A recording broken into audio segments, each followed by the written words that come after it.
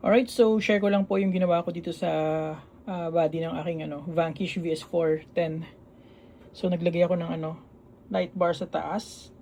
So 3D printed lang tong light bar mount tsaka snorkel. Tapos ganito yung cable management na ginawa ko, sana tama. So yan.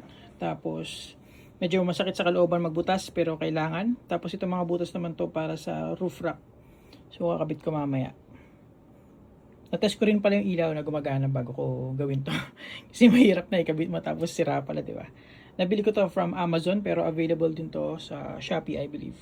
So, ayun, nakabit ko na yung roof rack and kung makita nyo, perfect. Halos di napansin yung butas. Di ba? Halos di mo na makita.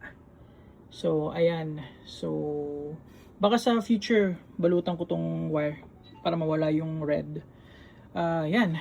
So, ang goal ko kasi dito sa aking RC is for scaling and trailing. Kaya ganyan yung plano ko, overlanding setup kumbaga.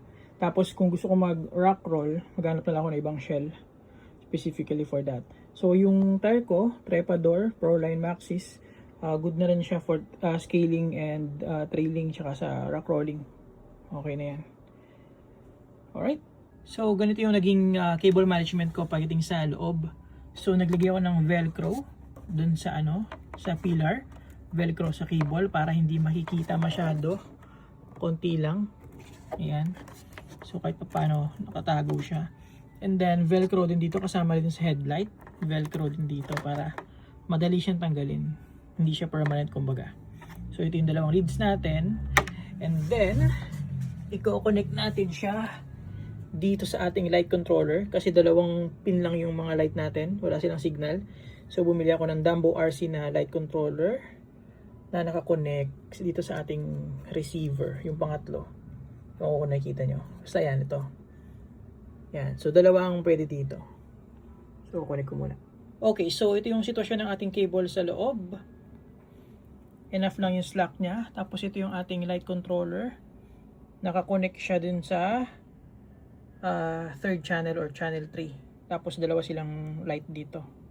So pakita ko sa inyo paano gumana. Yan yung battery natin. So ito siya, channel 3. Magkasabay na silang dalawa. Yan. Okay, breathing. Okay, breathing din. And then dalawa. So yan, okay na. Hindi lang masyado ma-appreciate yung lighting niya kasi naka-on lahat ng studio light ko.